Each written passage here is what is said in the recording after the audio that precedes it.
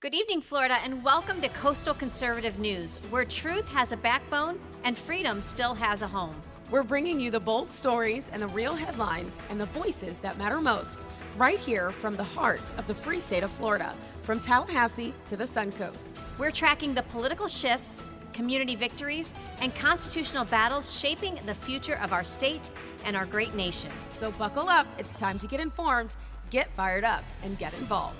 This is CCN, Coastal Conservative News. Hi guys, hope you had a great first week of the new year. I can't believe it's like already 2026. Oh my gosh, and has it ever been an amazing start to the year? It started off with a bang, obviously with all of the fireworks, right? And it has been full steam ahead ever since. We have been nonstop inundated with news. A lot of news occurring nationally, globally, statewide. And we're here at CCN to break it down for you and how it affects you really right at your own kitchen table, right? Yeah, absolutely. So let's get into it. Let's go. All right, so tonight on Week in Review, Florida doubles down on public safety as state and local law enforcement continue working with federal authorities to remove criminal offenders from our communities. That's wonderful. Plus, a major shift in federal health guidance as officials finally acknowledge what families have known all along. Ultra-processed food, wait for it, is making Americans sick, and real food matters. Right, for sure. And parents across Florida are watching closely as school districts roll out new discipline policies and classroom technology rules that could change what students experience every single day. Yeah, those stories and why they matter to your family and your freedom start right now.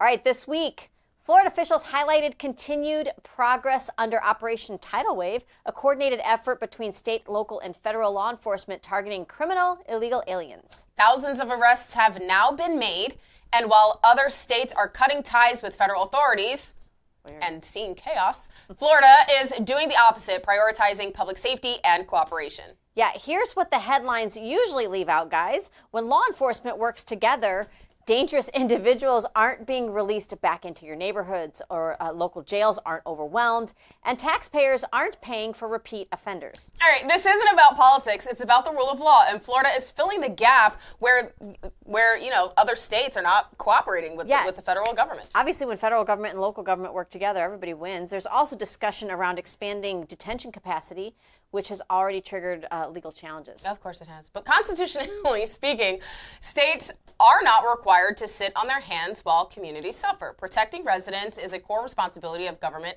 starting at the state level. Yeah, lawmakers also previewed a proposal aimed at cracking down on distracted driving, specifically drivers holding phones while behind the wheel. Supporters say it's about safety. Critics warn about enforcement overreach, which is just, I don't know, a little wild. Yeah. That's a balance Floridians should be watching closely, because safety laws must never come at the expense of constitutional protections. Yeah, exactly. And there have been studies that show that when you are on your phone and you're not paying attention, you are more likely to crash. Well, and I think it's common sense. It's kind of like, why do we have to have this in a law? But then again, if they're going to tell me what I can hold in my hand, or they're going to tell me what you know what I mean? Right. I kind of get it. And when my car beeps and tells me I need to put my seatbelt on, I yell communist, because how dare you? How dare you? I love it. Turning to community and culture, guys, parents in Hillsborough County may start noticing changes in schools this semester. You don't say. District leaders are revisiting policies on vaping, bus behavior, and how book challenges are handled. Why do we even have to have book challenges at this point? Because somebody's putting something in these books. Can we talk about confronting who the publishers are, or who is funding the making of these explicit materials that are considered literacy value? Yeah, no, right. And here's why this matters. These decisions aren't abstract, guys. They affect classroom order, student safety, and parental involvement. You know, my son was in high school, and he's like, Mom, it always smells funky when we walk into the bathroom. There are kids that are vaping. There are kids that are smoking weed. There are kids that are doing this and doing that. And it's like, he's like, I just want to go to school, Mom. This is just crazy. So I understand the crackdown. It's very important. Yeah. And for years, families have been asking for clearer discipline and transparency, which is definitely needed. This week showed that when parents engage locally, school boards listen. Yeah. Some of them. Some of them. In Pasco County, the district released new new guidelines on artificial intelligence in classrooms, Allie. This isn't just about cheating or shortcuts. It's about how technology shapes learning, accountability, and data privacy. Now, having AI in education, I think, is important. Sure. We can't figure out what the guardrails are, and we can't advance in AI if we're not teaching our kids how to actually use it. Well, and there's a way to feed AI. I know we've both heard Erica Donald's talk on this. There's a way to do it, and I'm sure we'll do it well here in the state of Florida. We'll probably get her interviewed here on CCN. Again. Just keep it locked. Parents should be asking these questions. Who controls these tools? How is student data protected? Are teachers being supported and not replaced? That's important.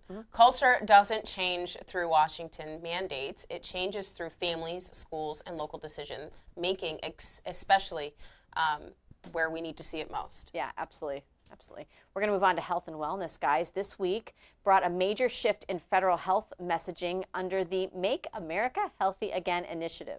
For the first time in years, unless you've seen South Park, federal guidance is finally saying something simple. Eat real food. I mean, it got tipped on its head. That means less emphasis on ultra-processed foods, synthetic ingredients, and excess sugar, and more about honesty about what actually is making Americans sick, Allie. Yes, this matters to families because federal guidelines don't stay on paper. They influence school lunches, nutrition programs, and what doctors are encouraged to recommend. Yeah, parents have known this for years.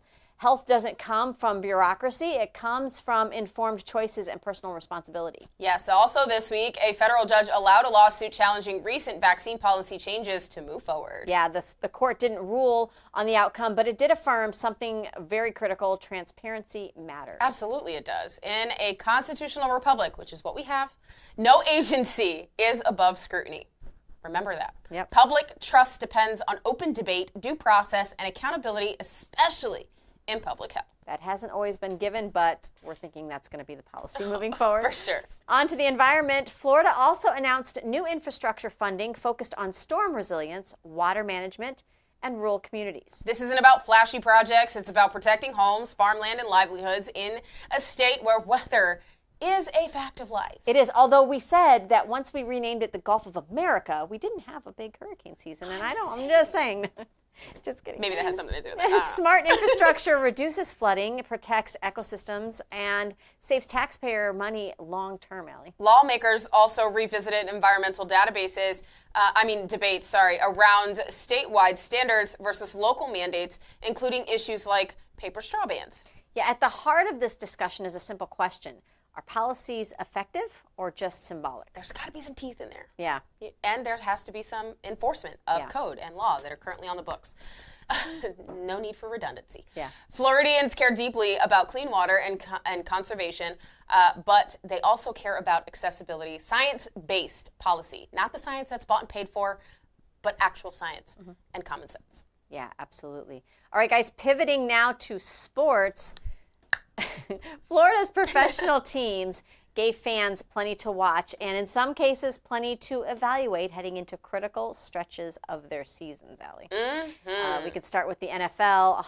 It kind of pains me that I can only talk about Florida teams. I know, I'm sorry. Whatever. Let's Super Bowl's coming. We're going to cover that, so it's great. Let's start with football. The Tampa Bay Buccaneers wrapped up the regular season, still very much in the NFC playoff picture. Okay.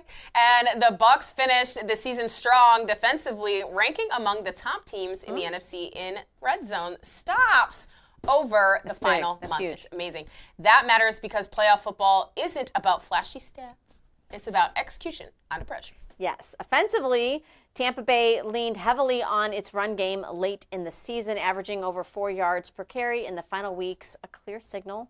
The coaching staff is prepared for physical postseason style matchups. I mean, it's like going to be literally gridiron. Let's go! Down in South Florida, the Miami Dolphins closed out the season with one of the league's most explosive offensive finishes in the top 5 total yards and passing efficiency. Yeah, but the big questions for Miami remains consistency against top-tier opponents, something analysts and fans alike will be watching closely if the Dolphins head into the postseason. Why this matters? Florida remains one of the few states with multiple playoff caliber NFL teams, keeping national attention and major economic activity centered right here in the Sunshine State. Awesome, right? NBA, go! Yes, all right, over on the hardwood, the Miami Heat. Whoop, whoop. continues to She prove said, woo, why. woo. I like Orlando Magic. Clip that. That's look, a good one. It's only on there because it's just Miami Heat, but I am an Orlando Magic fan. You know why? I did not know that. Because you have Jonathan Isaac. Oh, okay. Jonathan Isaac is a hero of my son. He absolutely loves him. He actually wants to play, basketball because of Jonathan Isaac. I love that. Jonathan Isaac, we love you.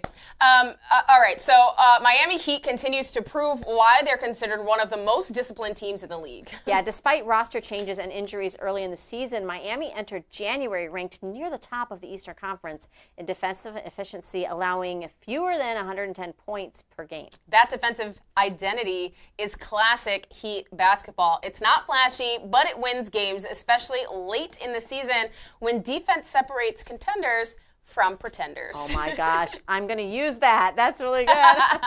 Meanwhile, the Orlando Magic have emerged, all right, we're fair balanced here, have emerged as one of the league's most improved teams. Allie. Absolutely. Orlando's young core pushed through above about 500 entering January with significant improvements in rebounding margin and second chance points, signs of maturity and physical development. Nice. Why it matters Florida basketball is no longer a one-team conversation. Both franchises are competitive, well-coached, and building sustainable success, something fans haven't always been able to say. I mean, it does put Florida on the map. Absolutely. Okay, Let's NHL. Bucket. Let's talk Sorry. about this now because we've got two NHL teams as well. We do. In hockey, Florida continues to be a powerhouse state, Allie. And those of you that are not from Florida and you're like, hockey? Yes. Yes. Hockey. Ice in the Sunshine State. It's amazing. The Florida Panthers entered January sitting near the top of the Eastern Conference ranking among league leaders in goal differential. Yeah, the Panthers' aggressive forecheck and depth scoring have made them one of the most difficult teams to play, especially at home. Not far behind, the Tampa Bay Lightning continues to show while they're a perennial playoff threat. Okay. I mean, we're champs. Champs. Oh my gosh. Tampa Bay remains one of the league's top power play teams, guys, converting on over 25% of opportunities, a critical edge as the season tightens. Why this matters? Florida is no longer non-traditional hockey territory. The state consistently produces elite NHL teams, packed arenas, and national relevance. Hey, that's good for tourism as well. Absolutely. All All right. MLB. Spring training continues, and while Major League You're going to see Allie on ESPN next. He could go all the way. I love it. All right, and while Major League Baseball is still in the offseason, Florida is already gearing up for spring training. I mean, teams like Tampa Bay Rays, Miami Marlins, and dozens of visiting franchises will soon bring fans, players, and revenue across the state. Spring training isn't just baseball tradition. It's a major economic driver for Florida communities, supporting local businesses, tourism, and seasonal jobs. Yeah. Why does this matter? Few states benefit from professional sports the way Florida does. Yeah. Year-round competition, national visibility, and real economic impact. And a lot of other teams that are MLB, they come to Florida to do their spring training. And it's amazing. You can find tickets if you just type it into your search engine. Well, and Allie, we were recently at the Department of Health meeting in where was that? Was that Panama City? Panama City Beach. Yes. And there was a young Cal Ripken division. Yeah, they're so from all cute. across the country that were there. So it's not just That's MLB, amazing. right? Right. But from playoff pushes to rebuilding seasons done right, Florida's professional teams continue to deliver on and off the field, Allie. And as always, we'll keep you focused on what matters, performance, progress, and why Florida remains a national sports powerhouse. Can you tell? We just love sports. We just love it. All right. Now that is your week in review. And when we come back, we're taking it local with our Suncoast community with stories, people, and events from right here along the Gulf Coast. We'll be right back with more CCN. From the heart of Marietta, Georgia, comes a tribute to the spirit of liberty. Liberty Cigars, where history meets craftsmanship. Each cigar tells a story. The Founders Collection honors the visionaries who shaped a nation. The President's House Collection celebrates the leaders who steered it. And the Naval Series salutes the heroes who defended it. Handcrafted with precision, each blend mirrors the essence of its namesake. From the boldness of George Washington to the elegance of Thomas Jefferson. Indulge in a moment of reflection. Light a Liberty cigar and savor the legacy. Discover your story at libertycigars.com because every great nation deserves a great cigar. Liberty Cigars, smoke the history. And don't forget to use promo code OPENMIC for 10% off your order.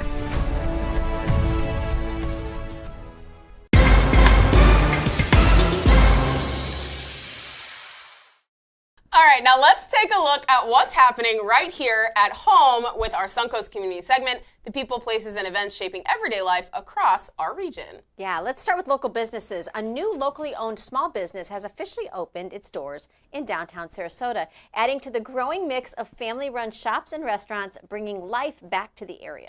These aren't big corporate chains. They're locally invested owners creating jobs, supporting other small businesses, and giving residents more reasons to stay local. Yeah, and that matters, especially as families continue to feel the impacts of inflation and rising costs through the Biden administration. Obviously, that coming down now through Trump. Supporting local businesses keep money circulating right here in our community. And if you're looking for something new to check out this weekend, downtown Sarasota continues to be a great place to start. Yeah, You should do okay. it. Guys, across the Suncoast, community meetups are gaining momentum, from moms groups and homeschool co-ops to veterans coffee meetups and fitness gatherings. Fitness gatherings, that sounds like fun. It's amazing. It's amazing. Armature Works does like this yoga thing. Ooh. It's amazing. It's awesome. It's out in Tampa. You should go look it up. All right, in Bradenton and Venice, local organizers are hosting informal meet and greets designed to help neighbors connect offline, because we desperately need that. Yeah. More human connection builds better communities. Yeah. And many people, they don't want to be missing out. Yeah, I don't think you absolutely. should. And these events, they're not political, which, I mean, I would still go to. Yeah, of course. And they aren't complicated, really. They're about building relationships, sharing resources, and strengthening those community ties that you were talking about. And if you've been looking for ways to get plugged in locally, keep an eye on community boards and social media. There's more happening than you might realize. Absolutely. So get plugged in, get to know your neighbors, hang out, And yeah, make memories. absolutely. I love how we're going to pivot now to a little bit of entertainment, because looking ahead to the weekend, right? Here we are Friday. The Suncoast continues to offer plenty of family-friendly environment options. And from outdoor concerts and art walks in St. Petersburg to live theater and comedy shows in Sarasota, there's no shortage of ways to support local artists while enjoying a night out. Yeah, these events aren't just entertainment. They help sustain local venues. I mean, you're helping your local businesses, right? They also help performers and small businesses that make our communities unique. And if you're looking for something to watch on TV, you can definitely go to We The Studios. They have amazing shows on there that are family-friendly, and it doesn't have any of the indoctrination that you normally see in all of the other legacy Hollywood or legacy media TV shows. So it's really good. And if you're looking for something to do without driving far or breaking the budget, local events are often the best option. Yeah, that's amazing. All right, guys, community groups across the Suncoast are also stepping up through volunteer efforts, including beach cleanups, food drives, and neighborhood service projects. Okay, now whether it's protecting our coastline or helping families in need, these efforts are a reminder that strong communities don't wait on government to take responsibility. Volunteer opportunities are often open to families and kids, making them a great way to give back while teaching the next generation the value of service. And you can spend good quality family time. Absolutely. And a servant's heart is where it's at. Yeah. It's the kind of work that doesn't make headlines, but it makes real difference in your community. However, here on CCN, we would love to cover what's happening in your home front, on your home front, and what you're doing to volunteer. So if you are doing that, send your videos or your pictures and the content to contact@coastalconservativenews.com. Yes, and absolutely. Guys, if you know that there's a business opening, there's a show that's opening, we would love to feature them here on our community segment. Again, contact@coastalconservativenews.com. I can't wait to get those videos and pictures of families out and about doing the things. Doing all the things. Cool. All right, guys, and finally, a quick heads up for Suncoast residents. Local infrastructure and public space projects are moving forward this month. That includes road improvements. Oh. I mean, yay, but my gosh. Park upgrades and community facility renovations across Sarasota and Manatee counties. While construction can be inconvenient, hence the what we're saying, in the short term, these projects are aimed at improving safety, access, and quality of life long term. So I guess it's a short inconvenience for a long-term outcome, Of course. And checking your city or county website before heading out can help you plan around delays and stay informed and keep that aggression down. No road rage here in Sunshine State.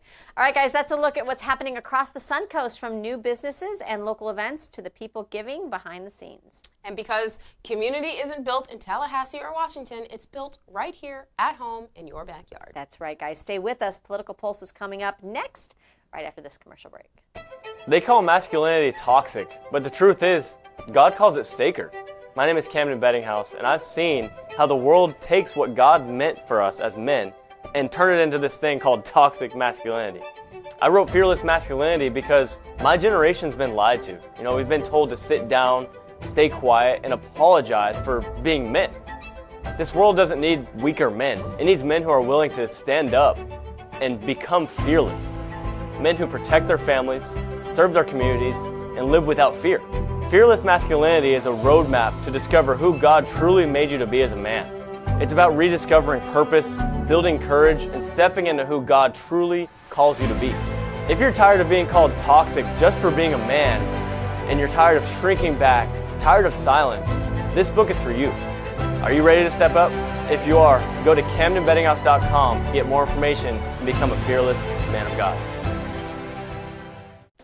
Tonight on Political Pulse, Florida lawmakers quietly file election integrity bills that could reshape how voter registration works statewide. Plus, Governor DeSantis signals once again that he's willing to use executive authority, including special sessions, to force action instead of waiting for a slow-moving legislature. Seems to be the case nationwide. And courts are increasingly shaping in as de facto policymakers. No. Blocking or reshaping laws voters never got a chance to weigh in on. That's legislating from the bench, which you should not be doing. Right. Those stories and what they mean for who actually governs Florida start right now with Political Pulse.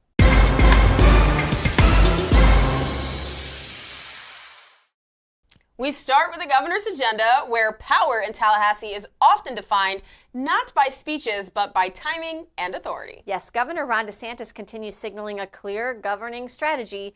Use the executive authority granted under Florida's Constitution to set priorities and control the pace of policy. One of the most powerful tools available to the governor is the special session. Yes. Unlike regular sessions, special sessions are narrow in scope. Leadership controls what can be discussed, amended, or even debated. Kind of like keeping them focused. That matters because it shifts leverage. Rank and file lawmakers don't get to add pet projects, and controversial issues can't be buried under unrelated amendments. Constitutionally, this power is explicit.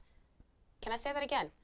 Constitutionally, this power is explicit. Yeah. The governor can call the legislature into special session, and the legislature can either act or explain to voters why it didn't. Ooh, I don't think they're going to want to do that. For Floridians, this creates clarity. You know who owns the agenda, who's leading, and who's resisting. That's accountability, guys, not chaos. And what we're talking about is redistricting. They're going to get into a special session to finalize the congressional redistricting maps, which is so important. I believe, we need to get on that. I believe Florida can pick up at least five seats now, is what they're talking about. It was originally two. Now they're projecting 5. So which, when you think about the growth in our state, I mean, we need to keep up on this trend. Absolutely.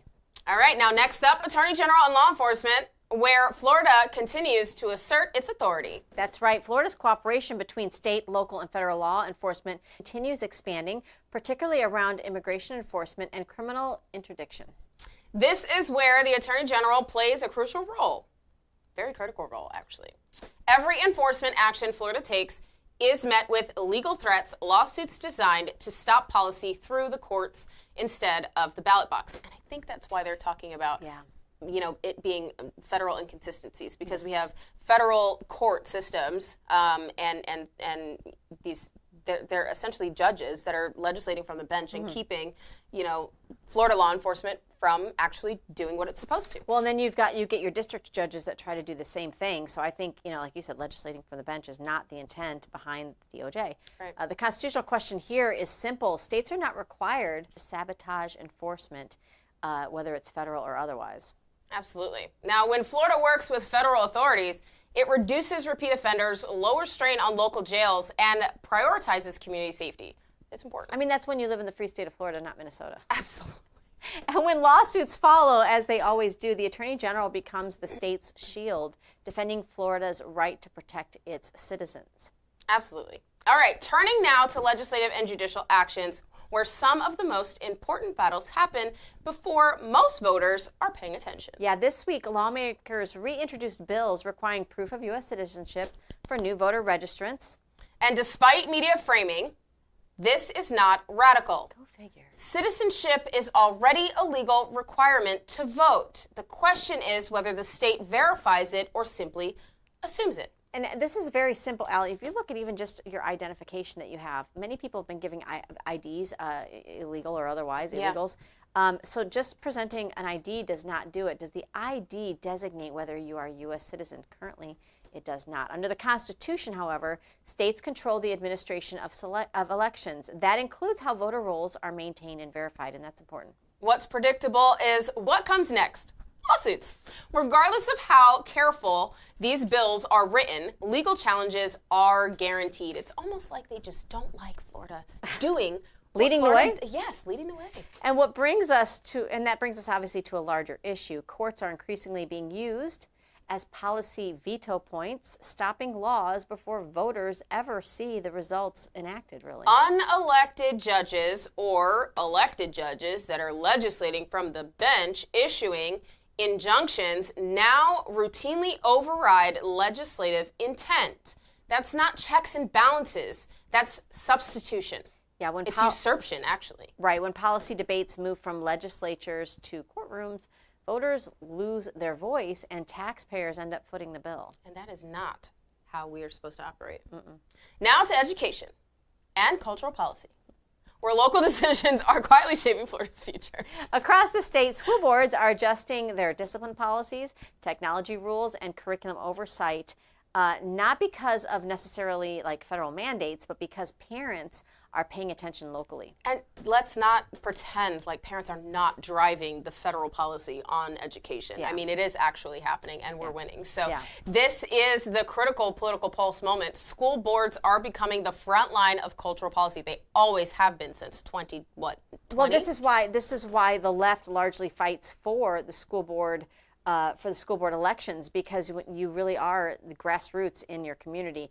AI guidelines and discipline enforcement and curriculum transparency may sound administrative, but they determine classroom culture and parental authority. And here's the reality. These races often have the lowest turnout, Lord. but they have the highest impact. Yeah, if parents want policy that reflects their values, local elections matter sometimes more than even the statewide races. Absolutely. And when are our school board elections? School board elections are with the primary elections here in 2026, August 18th. You need to be registered to vote by July 20th. There you go. All right, my favorite segment. We close tonight with government accountability. And in Florida, that conversation is being driven by a growing focus on transparency, efficiency, and taxpayer protection. This week, Florida's CFO, Blaise Ingoglia, continued laying the groundwork for what's being described as Florida's version of Department of Government Efficiency. The goal is straightforward: identify waste, inefficiency, and unnecessary spending across state government and to fix it before taxpayers are asked for more money. I mean, that seems self-explanatory. Yeah, this effort isn't about creating a new level of bureaucracy. It's about auditing the ones that already exist. Agencies, programs, contracts, and recurring expenditures that often go years without serious review. And for far too long, government has operated on autopilot. Programs get funded, refunded, and expanded with very little accountability for results. Yeah, I think now you can almost bring an AI element into this. We should be going through and making sure that we're not paying for things. It's like those auto debits, those EFT draws that you have for whatever that you may never use, like that gym membership. Yep. I'm just saying, we should be doing that at the state level. So what Florida DOJ is signaling is a shift in mindset, one that treats taxpayer dollars as earned money, not government property. All right, that's a core conservative principle. Accountability doesn't mean cutting services. It means asking basic questions. Is this program working? Yeah. Is it duplicative? Is it still necessary? And just as important, who benefits? Because when oversight disappears, special interests tend to fill the vacuum. 100%. Now, CFO Ingoglia has emphasized transparency and public access to key components of this effort, making it easier for Floridians to see where money is going and why. Transparency.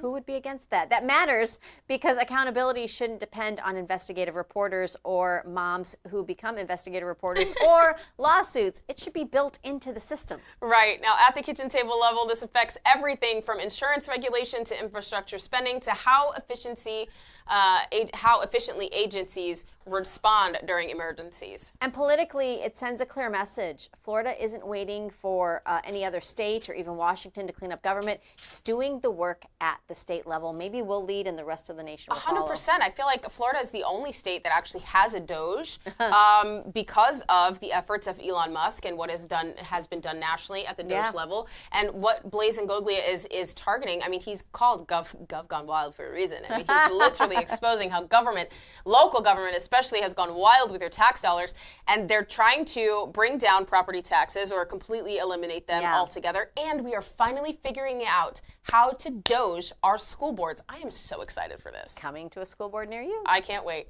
Now, if Floridians want this kind of accountability to continue, it starts with paying attention, not just to elections, guys, but you have to pay attention to how government operates between the elections. Yeah, oversight only works when voters expect it, demand it, and reward it. Absolutely. That's government accountability, Florida style.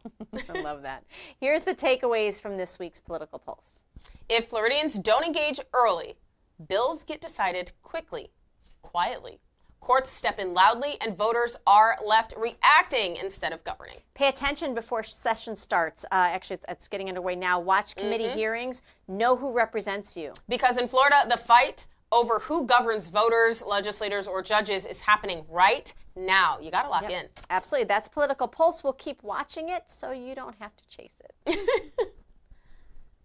All right. Well, you guys, that's it for your Political Pulse. When we come back, Camden Betting House brings us Cam in the Moment. Stay tuned.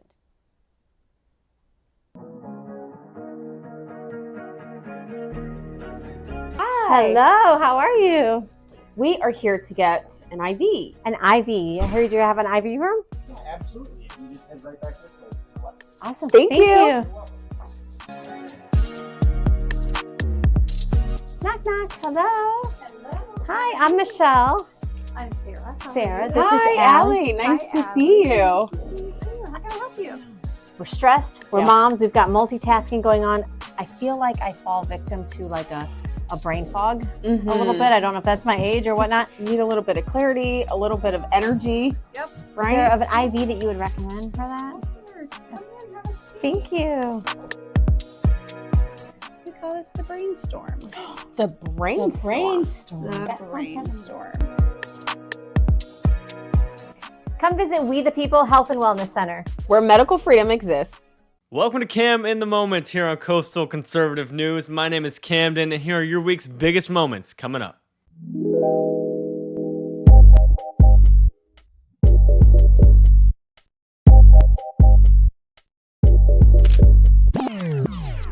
Well, hello everyone. Welcome back to the segment here on Coastal Conservative News. So we have a lot to talk about today. As I'm sure you've seen from the past week, that there's a whole thing going on with Venezuela. We went in, we captured the dictator, and his wife in Venezuela as the U.S. military. We came back here, and now they're going to have due process and receive the full extent of the United States law for the crimes they've committed against us. Now, this is international news, this is world news, but we want to focus in on Florida and what this means for Floridians, what this means for Venezuelans that live in Florida, or the immigration and how that's affected by all of this, and what has happened in the last few years from so many Venezuelans having to come to Florida to escape the rule of Maduro, and how this is going to change now. We have some input from different high-ups in Florida, such as the governor, as well as a candidate we'll get into in a little bit, as well as some citizens, like someone who works for Turning Point. We'll get to what he thinks as a Venezuelan who works for Turning Point and his opinion on all of this. So welcome back to the show. If you like this, we're here every single week. This is Cam in the Moment. Let's get started. I want to first dive in to my personal opinion. Before we get into everyone else's, I want to say this is my personal opinion right here. what we've done, what we've managed to do in this operation has shown how strong our military is once again. You know, it's shown that when you cut out DEI and quotas and replace it with strength, work ethic, and skill, you have the best military in the world right here in the United States. And I feel safe. I feel protected because we have such an amazing military. And I'm so grateful for all of them who went in and got the job done. I mean, the Delta Force and all these people they commit so much time and effort into this. And we got to be thankful. First of all, there's a lot of people that are crying about this on the left. There's a lot of leftists who are crying, saying that Trump is doing things that he shouldn't be able to do and that he needs to go through Congress and this is a horrible thing. And then there's all the common sense people who realize that this is amazing. This has freed a whole country from the suppression and the oppression of the rule of a tyrant who lost his election, rigged it, stayed in power, and then starved people and did all sorts of crimes, as well as put all these drugs that flow right into our country and hurt our citizens. So I can't be mad. I am so happy that we were able to do this. And the congressional stuff, look at all the past presidents and what they've done without congressional approval. And you'll see that this is not the first instance and that this is not an act of war. It was a arrest warrant that was put out by Biden in 2020. And all Trump did was come in and fulfill that arrest warrant. He actually took action because that's what conservatives do. We take action. That's what people with a backbone like Donald Trump does. And it's shown that you don't mess with the U.S. If you're another country, you do not mess with us because we are the strongest in the world. So I'm proud to be an American today. I'm proud of our country. And I'm also proud to live in Florida, in the free state of Florida, where we're going to get into the governor's reaction. Governor Ron DeSantis had a little bit to say about Maduro and this situation. Check out this clip. For many, many years, we've seen the country of Venezuela suffering under the yoke of Marxist ideology, first with Hugo Chavez and then with Nicolas Maduro. And we've had a lot of people in the state of Florida that have firsthand knowledge of that. There's people that have fled to the United States. We have a big community in South Florida, and you will be hard-pressed to find a reign as destructive as the Chavez-Maduro reign has been, taking a country that had been prosperous, that has an abundance of resources, and basically destroying it. He was releasing people from his prisons and sending them to our southern border under the Biden administration. He deserves to be brought to justice, and my sincere hope is that the people of Venezuela are going to be able to liberate themselves from the yoke of the Chavez-Maduro reign. So that's what our governor has to say. He's really strong on this, and he's saying that Venezuelans now need to rise up and take back their country. And we've done the work we need to do as the United States. We are the leader of the free world here. And so we do have an obligation, I believe, as a Christian, as a freedom-fighting, believing person. I do believe we have an obligation as the leader of the free world to use our influence for good, to take people down like this that have committed so many crimes. And so that's what DeSantis is saying, is it's time for Venezuelans to take back their country and not continue to live under this oppression and this horrible life circumstance that has been created by their government. And so the people are the government here in the United States, and that's what they need to model over in Venezuela. Governor DeSantis also had something to say about what we can do in Florida as the rule of law actually applies to Miami as well. Watch. I know they indicted him in the Southern District of New York. We also have the right as a state to bring pertinent charges in state court, and we're working on that. Our Attorney General is leading that effort, and you may see charges filed in a place like Miami or Doral, which we're entitled to do. Yeah, so we know that Maduro is being tried in New York, like DeSantis said. And I don't know about New York. I don't know what kind of corrupt judges are there for this case because we've seen it before. And we don't want this guy to walk free. But apparently there is some jurisdiction we have in Florida to try him as well in Miami. So that's good. That's good news for us. And I know DeSantis and the Attorney General, James Uthmeier, we have a very strong law sense in this state. And so they will deliver on that to the fullest extent of what they can do while they're in office. And with everything they have. So I'm looking forward to what we see go from there. DeSantis, that's his opinion on it. And we have so many different people right now talking about this, many of which are so happy about it, including John Fetterman, who's a Democrat for the United States Congress. And he's even saying, why can't we just look at this as a victory for the people of Venezuela and for the United States? Why can't we just look at this as a good thing? Because Trump, the hatred of Trump has blinded so many of them. But he has come out and said, you know what? No, I'm going to be a Democrat who actually still wants America to succeed and loves America and wants the best for the world. And I think that's where we've lost a lot of people nowadays, is that it's so extreme that some people just hate Trump more than the country. We have to get back to loving this country because it's our country and because of what power it has to make the world a better place. Not just our country, but the world. I have a friend who is a Costa Rican, and he actually got his citizenship here in the United States, and he is over the top excited about this. He says this is the best thing that could happen because we are the leader of the whole free world, and we have so much influence that we can start to fester out to other regions just by our actions here. Look at Iran. What could they possibly be thinking right now? Maybe they're like, wow, we can stand up to our government. We have the power. We can do this. And so I'm hoping that people that are held captive there do the same thing as here. And we start to wake up from these tyrant rulers. And it's really funny. I know I have to say this, and this is also my opinion. It's really funny when people call Trump a king, a dictator, and they hold these signs up that say no kings, the whole no kings day thing. And then they're so quick to, in just a few months, go turn that around and stand up and defend a dictator, tyrant, ruler who didn't even win his election and who shouldn't be in power, who has done horrible crimes. It's funny to see their swift switch up there. I just had to say that. Okay. All right. So something I want to get into here is the reaction of Venezuelans in Florida. There has been, actually, Florida is one of the biggest populations of Venezuelans in the country, in our country. And so many of them, despite what you might see on the media or from the left, so many of them are celebrating in the streets, thanking God for freeing them of this horrible ruler. Watch.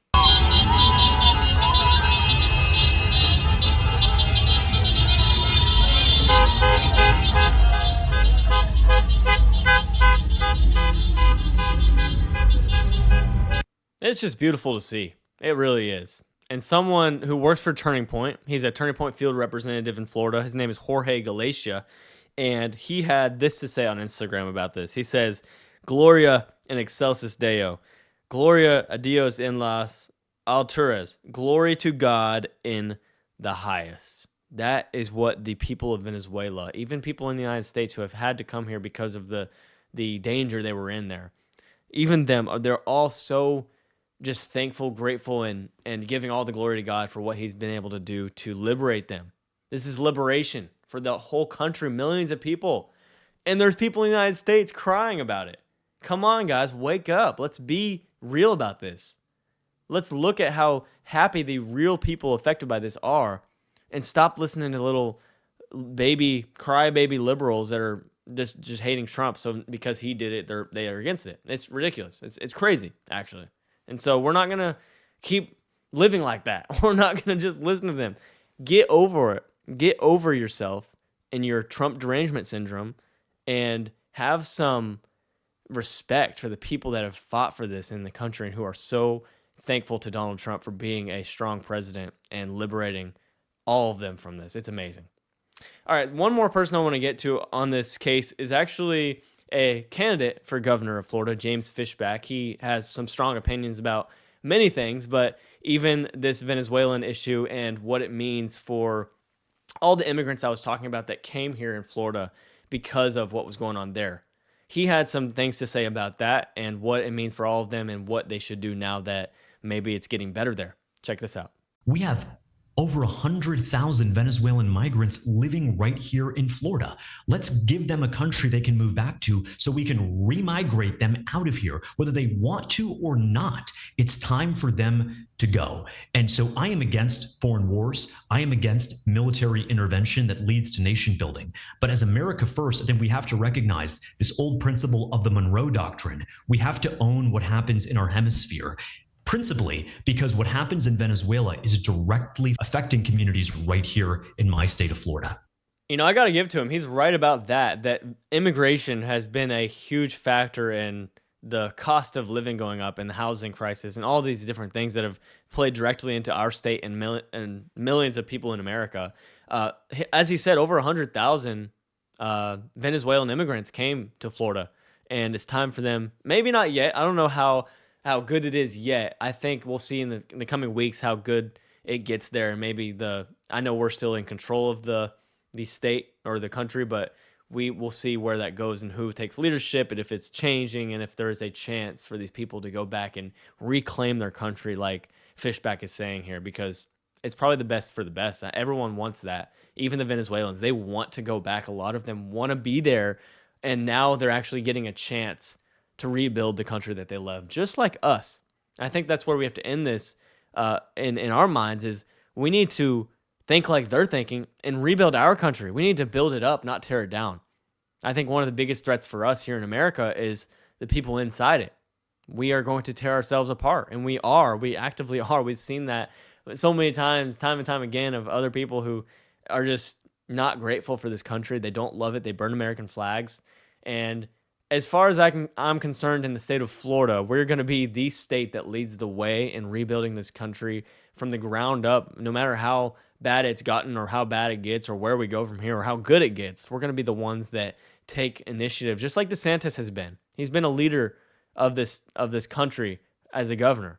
And so just like he's been, we're going to be like that, and we're going to choose to look at the glass half full, not half empty, and be the ones who are on the ground in these election times, who are on the ground pushing for America First candidates, people that really love this country and are going to keep it that way and make it the best of the best. So that's where we got to go from here. Just like I talked about last week, the midterms are coming up this year, and we have got to be involved. So if you're not involved yet, make sure you get involved. And if you're not following us, follow Coastal Conservative News. We're going to keep you updated on the candidates, on the news, on everything you need to know in the Florida atmosphere for elections and for the state as a whole. So much to think about, a lot going on this year.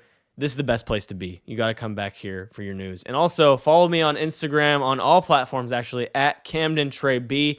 Get my opinions on things outside of the show and see where we go and what I talk about. So thank you guys so much for tuning in to Cam in the Moment this week. Let me know your thoughts. Like I said, go to social media or comment on this video. Let me know your thoughts on the Venezuelan intervention that we had happen and where we go from here, as well as what it means for the immigrants. So thank you so much for watching. We'll see you next week. By the way, wholesome moment of the week. I was going to make a whole segment for that, but then this news happened, and I'm like, that is the wholesome moment. Venezuelans are celebrating in the streets that their country is going to be built back up. So that is the wholesome moment of the week. We'll see you guys next week for another segment of Cam in the Moment. Thank you, Camden, for shining a light on how Floridians are impacted by geopolitics. So important. And as we close out tonight, we shift from the noise of the moment to what grounds us beyond headlines and politics. After the break, guys, Kevin Gamble joins us with Faith in Focus. Don't go anywhere. We'll be right back with more CCN. They've censored the truth, manipulated the narrative, and told you to sit down and shut up. But not here. Not on our mic. Open Mic with Ali and Michelle is the podcast where free speech lives, patriotism thrives, and the truth doesn't whisper, it roars. That's right. We break down the stories the media buries, the policies that threaten your freedom, and the culture chaos Gen Z is waking up to literally every day. From whistleblower exposés and global conflicts to the spiritual war on masculinity, we don't just talk about it, we say what they won't. That's right. If you're tired of soft takes, scripted spin, and really plastic politics, it's time to tune in and turn up. Because this mic is always open.